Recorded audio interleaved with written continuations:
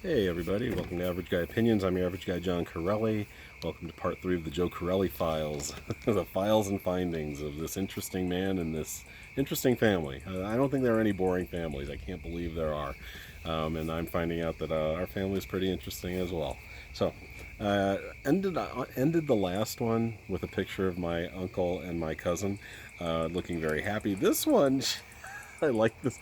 Calantha doesn't look too happy. I don't know why. I don't know if she's nervous, but Uncle Artie's trying to get her to smile, and just a lovely man. And like I said, a big loss for our family when he died in 1988.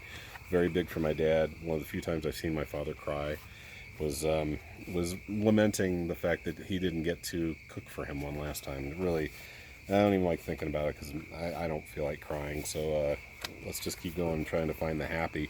Another picture. I think that one we had one before in part 2. That's Joanna again at confirmation. High school. A page out of high school. So let's see. Where is she? Great names, by the way. Barbara Carlin, Ronald, Ruth, Carol, Julie, Kazuto. There's Joanne, and she still had the H. So now she dropped the H from her name. If you look at any of her credits in the movies that I've mentioned in the past, especially The Deer Hunter, there she is. Yeah, Johanna with an H. Now it's just Joanna.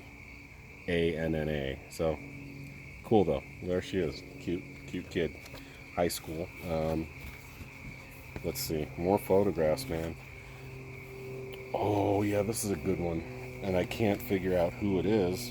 It has a date on it. This is basically a bunch of altar boys, and my father was an altar boy for a while. So this is Resurrection Ascension, which is, I don't know if it's a church or a school, and 1959. So if it's my dad, he's 12 or 13 here. I gotta believe he's in this picture somewhere, but I could not spot him. But just look at all these altar boys, and I will refrain from the obvious priest jokes. But yeah, so there's a pretty cool picture, and I will find him someday because I just have fun accepting that challenge and trying to find out, hey, where's Dad in this entire, just this plethora of altar boys. I mean, there's probably about 30, 40 kids there. Got some newspaper stuff. This stuff is not quite as interesting. There are a few things going on here. Hopefully I don't set anything on fire because that would be really sucky. Mostly deer hunter ads that came out. Definitely, and not only ads but also reviews saying it's the movie of the year, and indeed it was that year. Just mostly that type of stuff. Yeah, articles with Meryl Streep, articles with Robert De Niro. Full page ads for Deer Hunter. Like this one's pretty impressive. I mean, for a lot of people my age, it's not that big of a deal. We used to see this stuff every week, but so there's a big old full page ad, which is kind of cool. As you can see, it's very big. Took up the whole page. Who knows how much it cost back in 1979, 78, but that's kind of cool. But I'm glad this stuff was kept. This is neat. It's just fun to look in. When I always find it fascinating. I did this maybe a month or so ago when I found the entire paper from December 31st, 1979, and all the stuff that was going on at the time, Afghanistan and the hostage situation in Iran, and it was just kind of cool. The Carter presidency struggling, and and even the sports. My New York Islanders, I remember, in 4th place, and they went on to win the Stanley Cup somehow that year, and the first of 4 that they would win in a row. So I love finding old papers and just, I mean, there's somewhere in here I saw this is 1960, June 25th, 1960. At least this one was. It seems like there are a lot from the summer of 1960, and I'm not sure why. I haven't got to look into the details, but there's they still called black people Negro in the paper in 1960. That's so weird to me. There's one from 59. I shouldn't laugh. It's just, maybe the word pal makes me laugh though, but boy kills pal by accident but must go to court today. Oh, but I read a little bit on that when he shot his friend. They were fucking around with guns and shot his friend. I think they were like, I want to say 14 maybe. But yeah, and not far away. Maybe this is why Dad kept this. Really close to where. Oh, okay. Never mind. I was reading another art. This is. Holy shit. Okay, this is a discovery, and this is insane. So I got 5 minutes, so I'm going to try to go. This is my uncle, okay? Though the authorities say they're convinced it was an accident, Alfred Carelli, 14, still has to face the judge today in Jamaica Children's Court. The charges will be juvenile delinquency. Alfred shot his pal Louis Real with an E on the end, 14, while showing off a rifle yesterday in the basement of the Carelli home at 102-4463rd Avenue, Forest Hills. And that's the only reason I even noticed it, because I was like, oh, this happened right. No, they didn't happen right by. It happened in the goddamn house. That's insane. Oh, man. So he died for this kid, the real boy, rushed to Elmhurst, where I was raised. Raised for the first 5 years of my life. Elmhurst City Hospital, died on the operating table 4 hours later. The boys were classmates at Forest Hills High School, so they must have been freshmen. Alfred was sobbing hysterically when the police showed up. Wow, okay, that may be a 10-minute on its own, because I had heard some snippets of this stuff from my father, including, I think I've mentioned this in the past, that at one point my Uncle Al kind of held my father hostage, and in fact I know I mentioned this maybe a couple weeks ago, kind of held him hostage in one of their bedrooms, or maybe in the basement of the same home that they were raised in. And it makes me sad for my father, because, and maybe I do need to be more empathetic towards him and understand where he came from and why he's kind of a mess. But he did, he said it several times. He didn't say it much when I was a kid, which was nice of him not to dump this on me when I was a kid, but he said it probably in the last 10 to 20 years, and my mother just did not love me.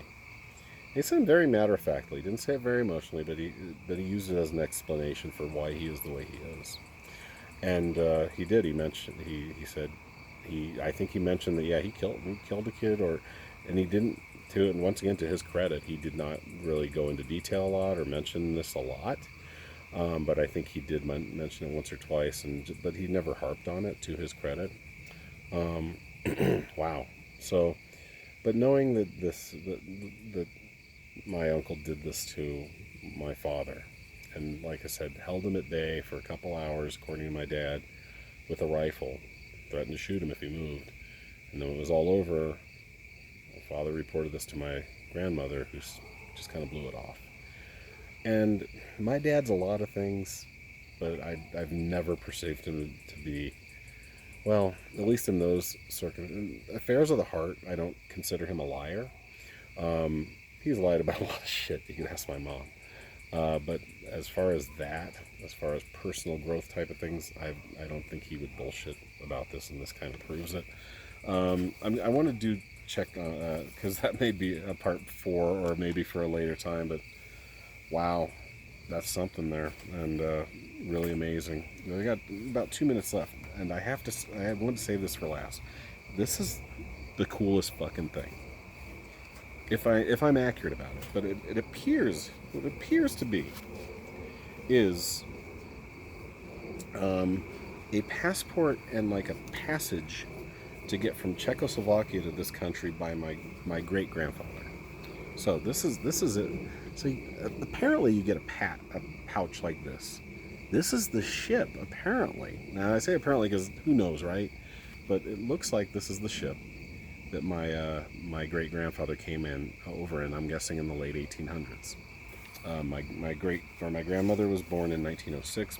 As I established in one of the earlier parts, I think part 2, my grandfather was born in 1901, and they got together, and the rest is history. But this, yeah, I mean, look at this. This is in the pouch. Yeah, okay, look at this. Here it is. Okay, yeah, 1881. So I was pretty much right. This thing's falling apart, though. I gotta be super careful with this stuff. I don't want to break. But it has this. It looks like Yanok, I think is how you would say the name. Kalenik, which was my grandmother's maiden name. And unfortunately, it's all filled out in Czech. So but look how cool this looks. And this is a 140-year-old document. I mean, this is just so awesome. This document is 5 years younger than the state of Colorado. I find it fascinating. But if you look at the bottom right there, it looks like Yannick, maybe. Kalenik is first for some reason. Yannick, I would assume, because usually the J sounds like the Y in the Czech language. So I'm guessing Yannick Kalenic came over here in 1881 and started his life, and eventually I'm one of the fruits that dropped off old Yannick's tree. But yeah, I just thought this was so cool. There's more to it, but I'm already over 10 minutes. But I just thought that was a cool way to end. It was this cool. It's durable. It's not quite burlap, but it's a cloth pouch, and all the stuff that this man came over and somehow ended up in this box with my father. So that's a pretty cool way to end the three-parter. Thank you so much for listening and watching. As I've found this journey absolutely fascinating, and all I can do at this point, I'm a big guy that believes in living in the present, but also, how do I want to put it? Honoring and believing in the past and learning from it. Maybe I'm a big hope person too. Maybe this can be some sort of bridge between me and my father and his, who knows how much time he has left. But I want to try to do better. I want to try to get some stuff out of him, and maybe he can get some stuff out of me, and maybe we could forge some sort of healthy relationship with the time he has left. All right, thanks you guys. I know I went a little over time, but thank you so much. I found this fascinating. I did not expect to see that my uncle had killed another kid in 1960 or 58. So anyway, or 59, whenever it happened. Crazy stuff. So thank you so much. I'm not feigning surprise. I thought that was something else I was reading. So I'll talk to you guys soon. Thanks for listening and watching, and thanks for that journey through the Joe Carelli files. Bye.